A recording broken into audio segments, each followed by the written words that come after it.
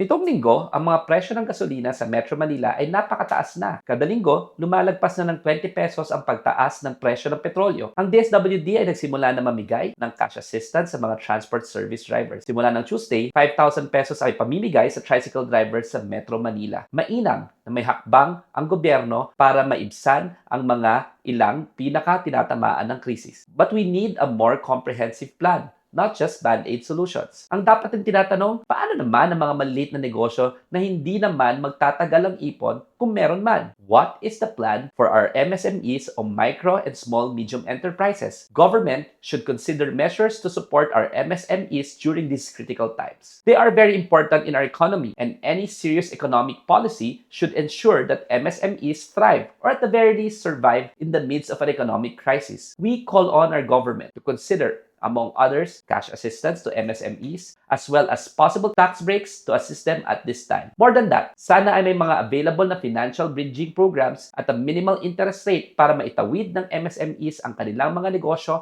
habang may krisis. Hopefully, Congress will create a law specifically targeting the needs of MSMEs during this challenging period. Bukas dapat ang gobyerno sa data gathering at pakikipag-usap sa mga ordinaryong negosyante. Only then can entrepreneurship and businesses thrive in our country. Agyaman na, Atty. Dio De Leon po at dapat patas sa batas.